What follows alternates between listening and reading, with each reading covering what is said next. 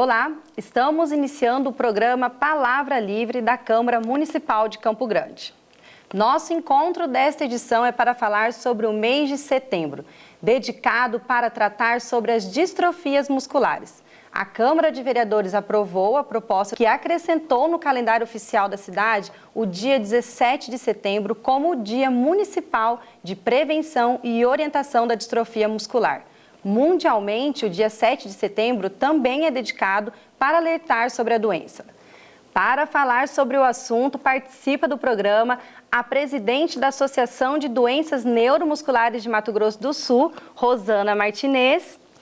Quero iniciar o bate-papo agradecendo a sua participação no programa, que é dedicado para falar sobre doenças raras.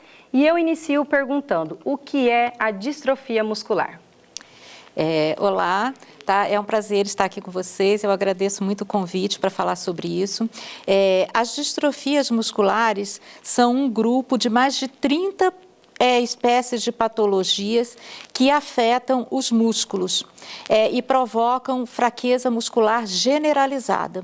É uma doença rara, são doenças, a maioria delas de origem genética, né? Ou seja, a pessoa já nasce com aquela patologia e ela vai evoluir, né, durante a vida do paciente, provocando essa fraqueza muscular generalizada e comprometendo não só os músculos externos, como os músculos internos de todo o corpo. Quantos tipos de distrofia muscular existem? Então, já existem mais de 30 tipos de distrofia muscular identificados, sendo que o tipo mais incidente é também o tipo mais agressivo, que é a distrofia muscular de Duchenne. Né? A distrofia muscular de Duchenne, no mundo inteiro, a incidência dela é de 1 para cada 5.000 nascimentos masculinos. Curiosamente, aqui no Brasil, essa incidência é maior, é de 1 a cada 3.500 nascimentos masculinos. Então, é bem incidente. Com que idade que a pessoa pode ser diagnosticada? Tem uma idade certa? Olha, essa pergunta, sim, foi maravilhosa que você fez, porque nós temos um sério problema ainda em relação às distrofias musculares e a todas as doenças raras, que é o atraso no diagnóstico. O diagnóstico precoce faz toda a diferença. Então, o ideal é que a criança seja diagnosticada o quanto antes. Isso é muito raro. A gente ainda tem uma triste estatística que o diagnóstico de uma doença rara pode demorar até 10 anos. A gente está desenvolvendo um trabalho de advocacy, né, inclusive com a apresentação de projetos de lei, para garantir que as distrofias musculares sejam diagnosticadas no máximo até 3 anos de idade. Isso, infelizmente, ainda não acontece. Hoje, a média que nós temos de diagnóstico de distrofias musculares no Brasil é entre 8 e 12 anos de idade. A perda é enorme para os pacientes. E quais são os principais sintomas? Quais são os sintomas que os pais devem ficar atentos? Então, essa pergunta também é muito importante porque os primeiros sintomas, eles aparecem logo na primeira infância. E é muito fácil, normalmente a família e a escola são os primeiros, a pré-escola são os primeiros que observam esses sintomas porque eles são visíveis. Primeiro são os atrasos nos marcos de desenvolvimento que podem ocorrer. Aquela criança, ela vai demorar um pouquinho para começar a engatinhar, às vezes ela nem passa pelo engatinhamento, às vezes ela demora para falar, né? E quando ela consegue começar a engatinhar e a andar, a mãe vai começar a notar que essa criança é uma criança que parece preguiçosa, que ela cansa muito rápido, ela não consegue subir escadas, ela tem dificuldade para correr, ela tem dificuldade para saltar, para pular. E normalmente quando a mãe tem mais de um filho, ela observa isso, porque ela já viu as outras crianças como são, né? O problema é dar credibilidade a essa mãe, né? Até que seja investigado de maneira correta. Na verdade, são sintomas, esses que eu estou falando, que eles podem indicar, e os profissionais de saúde sabem o que eu estou dizendo, muitas doenças. E essa é a grande questão. Mas existem também alguns sintomas específicos. Tem um sintoma que a gente chama específico da distrofia muscular, que é o sinal de Gross. O sinal de Gross é a criança, quando ela está sentada no chão, para ela se levantar do chão, ela escala o próprio corpo. Ela apoia a mãozinha, primeiro nos joelhos, depois nas coxas, até que ela acha o pontinho de equilíbrio dela. E esse pontinho de equilíbrio sempre vai ser feito com uma escoliose, que ela tenta se equilibrar, ela tem dificuldade para ficar de pé. Por causa disso, ela desenvolve, as panturrilhas delas começam a ficar muito proeminentes. Então, você vai ver na distrofia muscular, muitos meninos, com 3, 4, 5 anos, eles já apresentam esse sinal de graus para se levantar do chão, e a panturrilhinha dele, a gente fala que parece de jogador de futebol, sabe, do Garrincha? Aquela panturrilha proeminente. Então, assim, existem sinais visíveis. Alguns se confundem com outras patologias, sim. O que a gente precisa? A gente precisa de treinamento dos profissionais que estão na porta de entrada do sistema, que é na unidade básica de saúde, para a gente poder dar credibilidade para essa família que está lá toda hora, mostrando que essa criança é diferente. Quanto a essa questão do diagnóstico em meninos, como que se dá isso? As meninas também podem ter distrofia muscular? Olha, as meninas podem ter outros tipos de distrofia muscular. Sobre a distrofia muscular de Duchenne, que é a mais incidente, nós até temos alguns casos, existem alguns casos registrados na literatura de mulheres com distrofia muscular de Duchenne, mas é muito raro. É uma doença ligada ao cromossomo X, que é o cromossomo feminino, né? E é uma doença recessiva. Então, normalmente a mãe é a portadora assintomática que transmite para o filho ou ocorre uma mutação. Em 30% dos casos ocorre uma mutação e 70% é herança genética. Então, assim, a maioria, a franca maioria, 99,9% ocorre em meninos. Esse 1%, vamos dizer assim, que ocorre em mulheres de distrofia muscular de Duchenne, os outros tipos de distrofia, cinturas, fáscio escápulo humeral, distrofia congênita, ocorrem em mulheres. Mas a Duchenne especificamente, quando ocorre em mulheres, né, essa porção ínfima, os sintomas, eles desenvolvem muito mais lentamente e são muito menos severos do que desenvolve nos meninos. Os meninos, a partir da adolescência, eles já começam não só a ter a paralisação comprometida dos órgãos inferiores e superiores, mas também comprometimento cardíaco e comprometimento pulmonar. Daí a necessidade que eu estou falando da intervenção precoce, do diagnóstico precoce. Porque você pode viver sem andar e sem se mexer, mas você não pode viver sem o seu coração bater e sem você respirar. A nossa convidada de hoje é Rosana, ela é mãe do jornalista Pedro Martinez, colega de profissão na Câmara de Vereadores, que tem a distrofia muscular. Rosana, como foi o conhecimento do diagnóstico do seu filho? Foi um processo rápido? Não, não foi um processo rápido. Assim, a minha história, na verdade, ela é a história, assim, de muitas mães, né? Eu até escrevi um livro sobre isso. É a história de muitas mães que eu ouço até hoje na minha associação, né? Eu observava essas diferenças porque o Pedro é meu filho mais novo, eu tenho um mais velho que não é afetado pela doença. Então, assim, eu observava a diferença de um para o outro e primeiro você fala com familiares, com avós e com parentes e às vezes com um ou outro profissional de saúde e você ouve aquela história, mãezinha, isso é coisa de mãe, tira isso da cabeça, a mãe tem mania de comparar um filho com o outro. Eu acho que muitas mães que estão ouvindo a gente aqui hoje, elas vão se identificar com essa fala, porque elas já ouviram isso. Mas assim, eu via que era diferente e eu comecei, na época, eu estava fazendo curso de Ciências Biológicas na Universidade Federal. E eu tinha essas disciplinas de genética e eu falava, gente, mas não é possível, tem alguma coisa diferente. E a pediatra do Pedro era uma amiga minha que também tinha cursado na Universidade Federal e com aquela insistência, até que um dia ela falou assim, olha... Ela falou assim, eu tenho um colega, que era colega nosso também, que fazia medicina e que estava em São Paulo e participava de um grupo que estava recém começando em São Paulo, que era dentro da Universidade de São Paulo, que era a Associação Brasileira de Distrofia Muscular, presidida na época por uma grande geneticista aqui do país. E ela falou assim, olha, vamos fazer um exame de sangue, né? Porque vai que ele tem, eu estou observando que a panturrilha dele é assim e pode ser que ele tenha alguma doença neuromuscular. Na época, o exame, você tinha que colher o exame e mandar para São Paulo, para essa enzima, que é a enzima CPK. Né?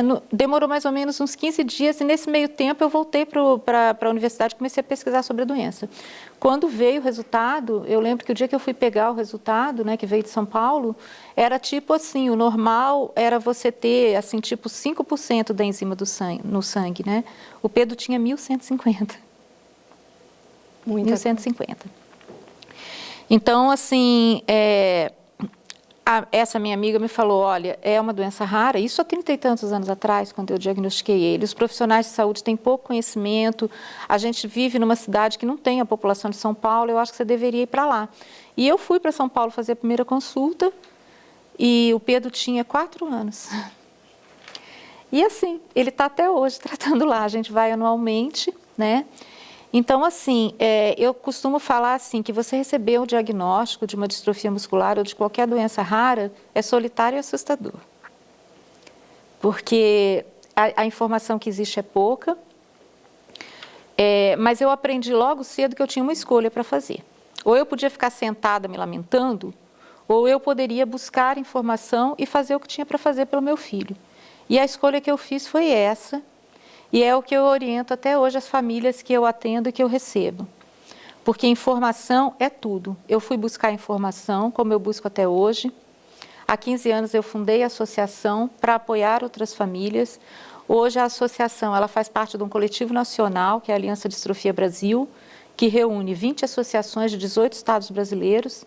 E hoje a gente tem atuação com outras associações internacionais de distrofias musculares. E isso faz toda a diferença.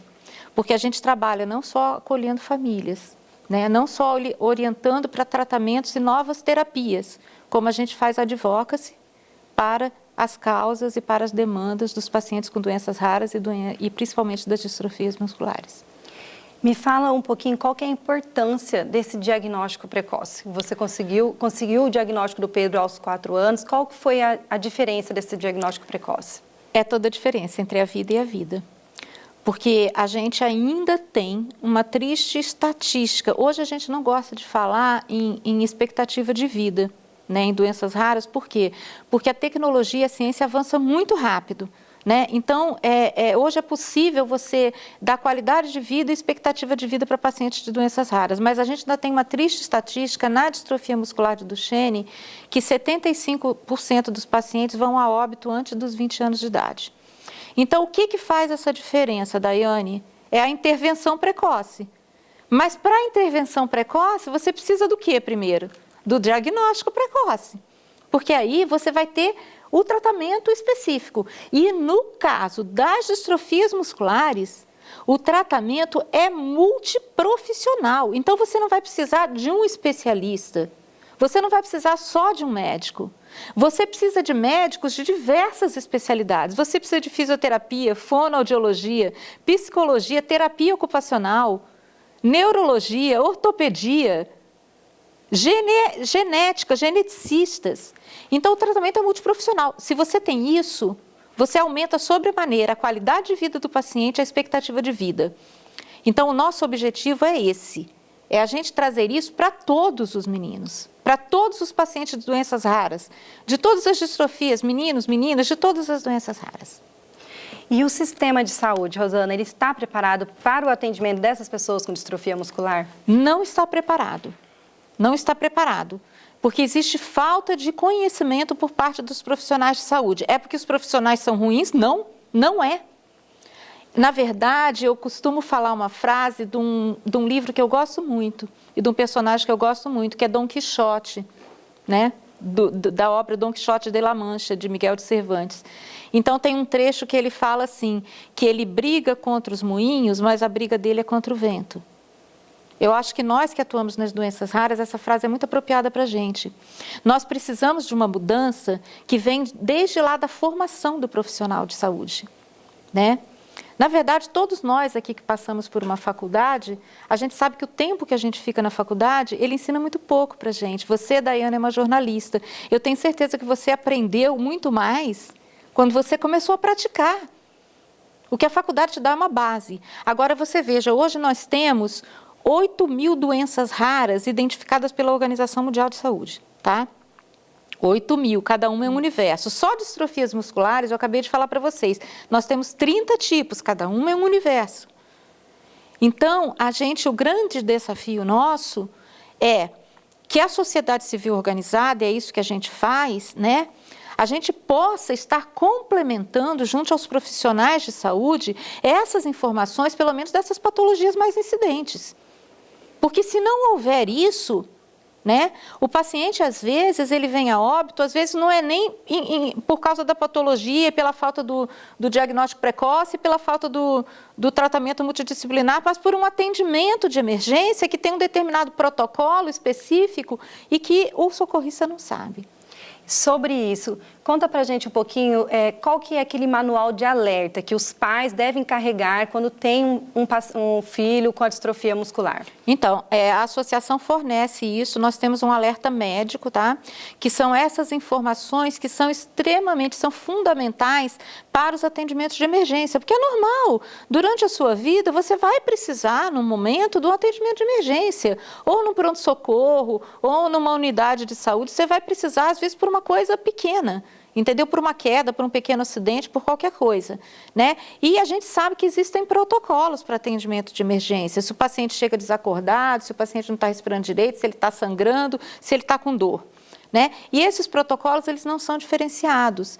E acontece que, no caso específico das distrofias musculares, mais amplamente no caso dos pacientes neuromusculares, eles têm algumas restrições, né, para administração de oxigênio, para administração de medicamentos anestésicos, de medicamentos para dor. Então, eles têm restrições. Então, a gente tem esse alerta médico que é elaborado por especialistas em doenças neuromusculares e que a gente diz assim para as famílias: ande com isso, não saia sem isso. Precisou chamar o SAMU, sabe, informe a escola, informe os amigos do seu filho. Precisou chamar o SAMU, mostra para o SAMU. Antes deles administrarem qualquer coisa, exija que seja apresentado nos protocolos de emergência. Isso salva vidas. Inclusive, vacinas também tem uma diferença? Sim, nós temos principalmente para a distrofia muscular de Duchenne, porque um dos tratamentos que é assim básico, né, para a distrofia muscular de Duchenne, quando você diagnostica, né, e que faz manter, que mantém o tônus muscular por mais tempo, é o tratamento com corticoterapia, com corticoides. Acontece que as pessoas, então, por exemplo, quem tem distrofia muscular de Duchenne, ele é diagnosticado, logo em seguida ele começa a tomar corticoides, ele vai tomar isso para o resto da vida, né? Então, os corticoides, eles têm um efeito colateral que, ao longo do uso continuado, ele baixa um pouco o sistema imunológico. Então, a pessoa que faz corticoterapia, o paciente que vai fazer corticoterapia, a gente alerta que aquelas vacinas que são de vírus vivos e que estão na carteira de vacinação obrigatória do SUS, que elas sejam administradas nessa criança antes de iniciar a corticoterapia, porque depois ele não vai poder tomar vacina de vírus vivo, né? Então, a gente também tem um alerta vacinas que a gente costuma distribuir, né, amplamente, a gente divulga, isso está no blog da associação disponível, tá no site da Aliança Distrofia Brasil, a gente entrega para os pacientes, a gente tem isso para entregar para os pacientes. É importante que ele leve isso, porque nem sempre o profissional de saúde ele tem esse conhecimento. Então, a gente fala para a família: olha, conversa com o seu pediatra, mostra isso aqui para ele, porque ele vai entender. A distrofia muscular, ela não tem cura, mas ela tem tratamento. Quais são os tipos de tratamento existentes?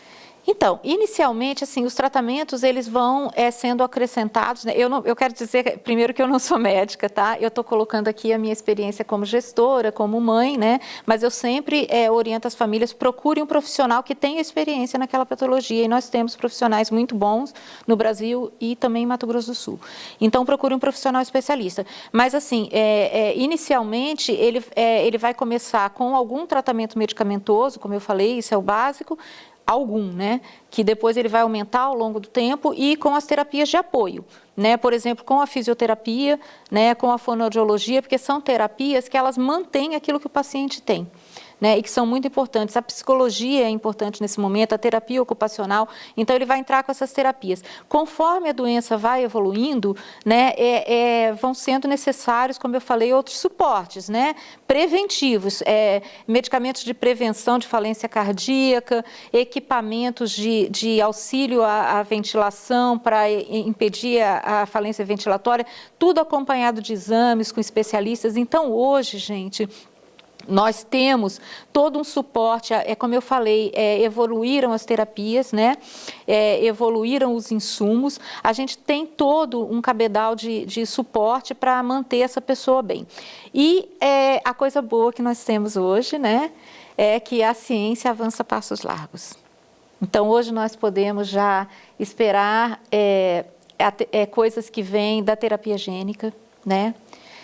Nós podemos esperar medicamentos que são desenvolvidos de acordo com os testes de DNA para cada mutação específica.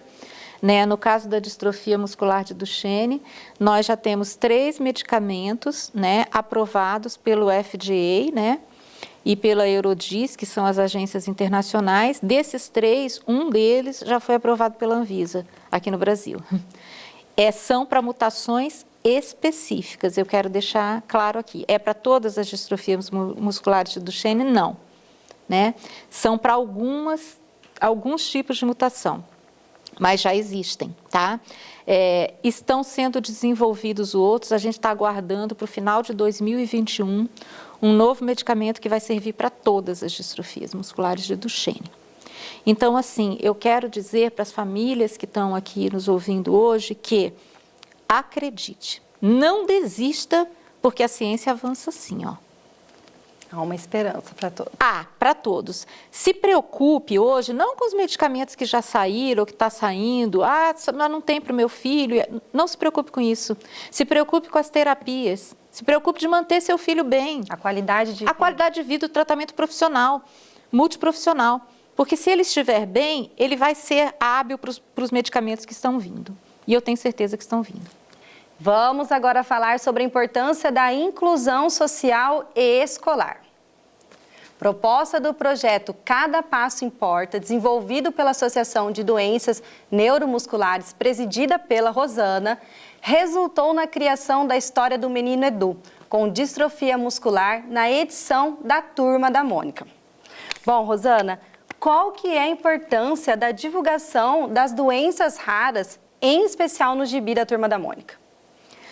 Nossa, é um divisor de águas, né? Eu acho que isso é o sonho de todas as associações que trabalham com grupos de doenças raras, em defesa de pacientes com doenças raras, e a nossa associação não era diferente. Na verdade, para a gente chegar até essa proposta, né, no estudo de Maurício de Souza, não foi só a Associação de Doenças Neuromusculares de Mato Grosso do Sul. Nós primeiro nos unimos a esse coletivo nacional, que é a Aliança Distrofia Brasil, né, para que a gente tivesse força suficiente para chegar num lugar tão grande, né, tão maravilhoso, que é o Estúdio Maurício de Souza, que tem essa tradição de abraçar essas causas sociais, e ele imediatamente acolheu a ideia, né, e resultou, né, no gibis da Turma da Mônica e no projeto Cada Passo Importa, né?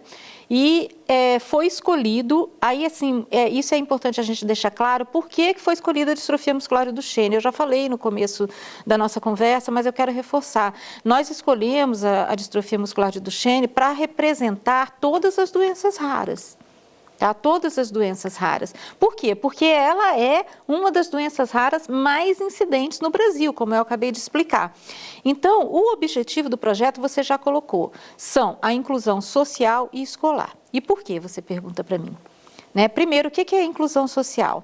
Então, eu quero lembrar aqui, gente, que todas as pessoas, todos nós, independente da gente ter uma doença rara ou não, independente da gente ter ou não alguma limitação física, né, a gente não quer só tratamento de saúde. Né? A vida não é só tratamento de saúde, não é só encontrar o médico certo, o medicamento certo, a terapia certa.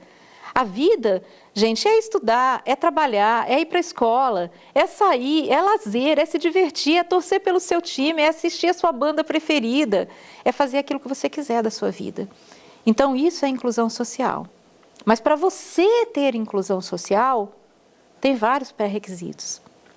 Primeiro, você precisa, apesar das suas patologias, apesar das suas limitações, você precisa ter seu tratamento adequado, você precisa estar bem, você precisa de acessibilidade em todos os sentidos. E a inclusão escolar, ela faz parte do desenvolvimento de qualquer ser humano. Porque educação é tudo. Educação é uma obrigação que está na Constituição, né? Mas algumas pessoas, para facilitar essa inclusão, ela precisa que o ambiente seja facilitado para ela. Então, esses são os objetivos do projeto Cada Passo Importa. Então, eles são voltados, basicamente, não só para as crianças, não só para as famílias, não só para os pacientes de doenças raras, mas principalmente para aqueles que provêm esse paciente de toda essa qualificação que ele precisa para ser um cidadão. Então, para os profissionais da atenção básica à saúde e para os professores do ensino fundamental.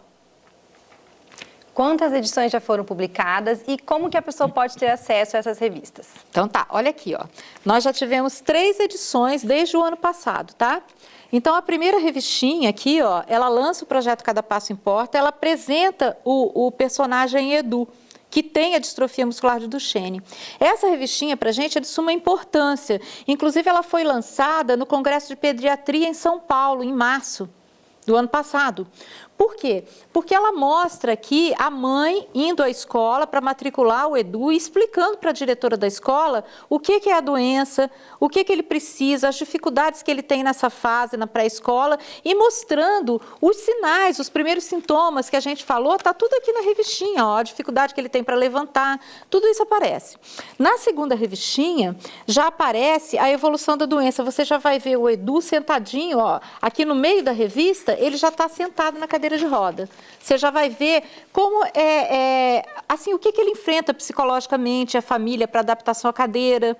Como é que os coleguinhas da escola podem ajudar um coleguinha que é cadeirante, que tem dificuldade de carregar a mochilinha dele, que precisa sentar na frente. Então, tem tudo isso. O terceiro gibi, ele fala do Dia Nacional da Distrofia Muscular de Duchenne. Aliás, você fez a abertura, Daiane, e você falou, o dia 17 de setembro, que é o que a gente comemora mais, é o dia de todas as distrofias musculares. O dia 7 de setembro é um dia instituído especificamente para a distrofia muscular de Duchenne, tá? Por que a gente comemora mais o dia 17? Porque nós já temos uma data aqui no Brasil, de 7 de setembro, que a atenção está voltada para um fato histórico muito importante para nós, né? E porque a gente não batalha só pela Duchenne, a gente batalha por todas as doenças raras e todas as distrofias musculares, então o dia 17 é um dia muito importante para a gente. Então o terceiro gibi é para isso. Dia 18 de setembro, o Maurício de Souza vai estar lançando a 4ª edição desse gibi. Tá? E essa 4ª edição é muito importante para uma pergunta que você me fez no bloco passado, Daiane. Porque ela vai tratar justamente dos atendimentos de emergência, que é muito importante, né? Aí você me perguntou assim, como é que tem acesso? Na verdade, como é que as associações que estão envolvidas no projeto, que são 20 associações de 18 estados brasileiros, estão atuando com esse gibi. Nós recebemos um quantitativo do estúdio que a gente faz a divulgação junto aos profissionais de saúde, junto aos professores das escolas públicas, tá? Porém, a gente entrega também para as famílias, já tivemos vários eventos. Porém, quem quiser acesso aos gibis, eles estão disponíveis para download online. O Maurício de Souza autorizou no site www.cadapassoimporta.com.br. Então, a família pode acessar lá e ela vai ter acesso a esse gibi. O gibi, gente, ele é interativo, tá? Ele tem várias atividades que a criança pode fazer, olha, que está ligado ao diagnóstico precoce, a você reconhecer a doença, como é que você trata o coleguinha. Ele é muito bonitinho a história. Rosana, fala um pouquinho pra gente que levar para próximo das crianças a história do menino Edu, o que significa isso para a inclusão social da criança com distrofia muscular? Então, ele significa tudo. Primeiro, ele facilita essa inclusão. Porque é como eu falei, no momento que você mostra para a criança... Gente, criança é uma coisa maravilhosa, né? A gente fala hoje muito em bullying, né? Mas a criança lá na pré-escola não tem isso. Ela não tem bullying, ela não tem preconceito racial, de religião, de nada. Nada, a criança é uma folha em branco, a gente é que escreve na criança. Então, essa que é a importância, porque você ensina de pequena a criança a conviver com as diferenças. Sabe, nem todos somos iguais. Alguns têm facilidade numa coisa e têm dificuldade em outra. Isso você não precisa ter doença para você ter alguma dificuldade. Tem alguma coisa, alguma habilidade que você não tem. Tem outras que você tem. Então, no momento que você mostra isso de uma forma lúdica para uma criança lá na pré-escola, para ela isso se torna natural, ela conviver com aquela... Ela facilita, ela ajuda o coleguinha. Ela ajuda a carregar a mochila. Na hora do recreio, ela não sai correndo na frente e deixando o coleguinha para trás. No dia do passeio lá da escola, elas são as primeiras a falar, olha, esse lugar eu quero que o meu coleguinha aqui que está na cadeira de roda vá junto. Eu quero que o meu coleguinha que não enxerga vá junto. Eu quero que meu coleguinha que não ouve, que não fala, vá junto. Então, assim, isso faz toda a diferença, né? E, assim, eu não sei se eu posso falar isso, né? Mas como eu tenho um filho adulto, como você já falou, eu sempre coloco essa vivência que a gente tem em todas as etapas da vida escolar do Pedro, até na faculdade, né, que ele chegou. Quando tinha aquelas festas de final de ciclos, formaturinhas, o que eu escutava sempre, não só dos diretores de escola, como os pais de outros alunos, que são amigos até hoje, são amigos para a vida, falavam assim para mim: olha, o seu filho estar aqui na escola, na universidade, conviver com meu filho, não foi bom para ele, foi bom para a escola. Foi bom para o meu filho. Então, conviver com as diferenças, gente, forma uma geração de seres humanos melhores do que a nossa geração. Bonito isso que você falou, Rosana. Concordo com você. É humanizar todo esse processo de inclusão. Nós vamos agora ver uma entrevista do filho da Rosana, que tem distrofia muscular, o Pedro Martinez, que vai contar para nós como é viver com a distrofia muscular e a importância da inclusão no mercado de trabalho. Para você, como é viver com a distrofia muscular? Conta pra gente. Então, na verdade, eu acho que viver com DMD, a gente tem que mudar sempre, né? Porque ela é feita de escolhas diárias e nenhuma delas é tão fácil quanto parece. Mas assim, eu acho que ela não define a pessoa que eu sou, sabe? E eu acho que essa é a melhor escolha, não deixar ela me definir. Porque eu não posso modificar a minha doença, porque, claro, ainda os cientistas ainda estão estudando muito, então eu não tenho uma cura, então eu não posso fazer nada quanto a isso. Mas eu posso decidir como lidar com ela, né? Que é de um jeito bem melhor. Depois que a gente descobre que tem a DMD, sempre tem vida depois. Não é porque a gente tem que vai acabar, sabe? E, na verdade, eu acho que a única coisa que me faz diferente dos outros é ter a DMD, né? Porque, sei lá, eu acho que ter uma coisa que ninguém tem, eu acho que é importante, deve ter algum motivo. E mesmo tendo desafios, dificuldades e uma outra frustração, eu acho que essas limitações fazem parte da vida de todo mundo, né? Não só eu. Então, com ou sem DMD, eu aprendi que a gente tem que levar a vida do jeito que a gente pode. Certo, Pedro. E qual que foi a importância para você da inclusão, da inserção no mercado de trabalho? Eu acho que foi, acima de tudo, uma conquista, né? Porque o trabalho me trouxe, por exemplo, autonomia financeira, a possibilidade de eu contribuir com meus pais nas despesas da casa, além das minhas despesas pessoais, né? E sei lá, acho que o trabalho faz parte da vida adulta. Quando a gente trabalha, a gente se sente mais digno e cidadão, né? E além do trabalho na Câmara, por exemplo, nesses últimos 4 anos eu pude escrever para jornal, falando sobre cinema, sobre esporte, sobre tudo. E eu acho que isso foi uma chance legal. O mercado de trabalho dá a chance da gente se sentir útil de alguma forma, né? E quando você começou a trabalhar aqui na Câmara Municipal, você encontrou acessibilidade? Como foi isso? Como que é agora? Então, de cara mesmo, assim, não tinha muito, né? Porque como eu era a primeira pessoa, ninguém imaginava nem que podia acontecer, né? Mas, assim, igual uma coisa que eu percebi em todos os lugares, sempre que eu estou em algum lugar que, por exemplo, não tem acessibilidade, parece que as pessoas meio que se sentem mal e elas contribuem para tentar implementar mudanças, né? E foi o que aconteceu lá. No começo a gente tinha que improvisar quase tudo. Mas aí depois da reforma melhorou bastante, né? Até para entrar lá, a sala no gabinete é bem melhor. Então eu acho que eu estar no lugar fez as coisas começarem a mudar, sabe? E eu acho que agora está bem melhor.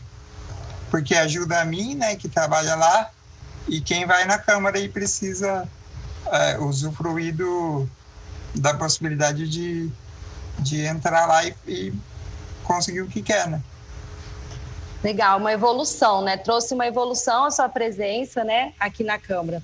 E, Pedroca, me conta um pouquinho também como que você analisa esse despertar do teletrabalho. Durante a pandemia no Brasil, em especial, para as pessoas com dificuldades motoras. Eu acho legal porque torna as coisas um pouco mais fáceis. E eu acho que mesmo em casa as pessoas conseguem produzir do mesmo jeito, sabe? Então acho que ajuda mais por isso. E nas pessoas com deficiência é bem melhor, porque em casa a gente já tem tudo meio que ajustado pra gente, né? Tipo os móveis, tal, sei lá, o computador. E aí é mais fácil, aí a pessoa se sente, acho que, mais segura. E é mais difícil ter algum imprevisto, né? Então acho que essa ideia, ela pode vingar, já está vingando, né? E eu acho que é uma boa ideia, porque você gasta menos com aluguel de algum lugar, você gasta menos com luz, você gasta menos com tudo. E o trabalho sai, acho que do mesmo jeito. Então, eu acho que é importante que depois da pandemia isso continue, né? Que possamos tirar algo bom, né, da pandemia, que o teletrabalho possa permanecer, né, como você está dizendo, e ajudar várias pessoas nessa inclusão. E agora, Pedro, para finalizar, eu quero agradecer você, a sua participação. Eu queria que você deixasse uma mensagem para quem está nos assistindo, uma mensagem de vida. O que você pode deixar para a gente, Pedroca? Eu acho que as pessoas não podem desistir, mesmo se parecer muito difícil, sabe? Porque todo mundo tem problema, mas se a gente encarar ele de um jeito diferente, acho que a gente pode seguir e conquistar bastante coisa, né? Eu mesmo falo que eu sou um exemplo disso porque eu nunca desisti, mesmo sabendo que eu tenho mais dificuldade, que eu faço as coisas de um jeito diferente, eu posso ser útil do mesmo jeito. A gente não precisa se desesperar e nem desistir.